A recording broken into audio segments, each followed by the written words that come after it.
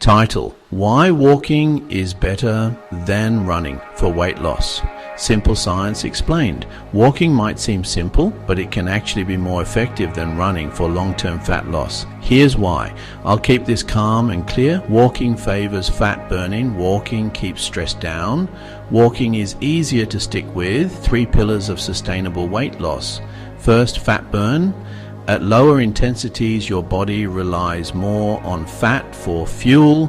Think of it like a steady fireplace instead of a blowtorch. A brisk walk keeps your heart rate in the easy zone so you can go longer. Tap stored fat, recover quickly. Second, metabolism and NEAT. NEAT is your non-exercise movement, cleaning, standing, taking stairs. Intense workouts can leave you wiped and you move less later. Walking usually does the opposite. You finish energized. Your total daily movement stays high. That adds up. Third, stress and hormones.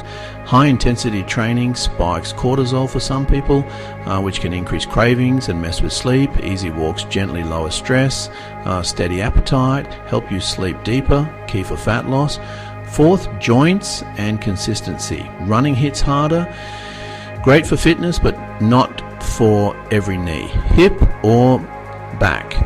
Walking is joint friendly, low risk, simple to repeat daily. Consistency beats intensity when the goal is long-term weight change. How to start? Aim 30-45 minutes most days. Brisk enough that you can talk, not sing.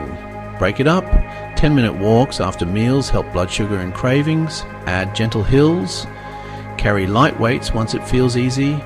Keep shoes comfy. Roam nature when you can. Green spaces calm the nervous system. Running isn't bad. It's just that for many, walking is the most sustainable, recoverable, fat-friendly choice. Gentle, effective, consistent. Thanks for watching Health Pro Life. If you found this helpful, please like and subscribe. Your support means a great deal and helps this channel grow.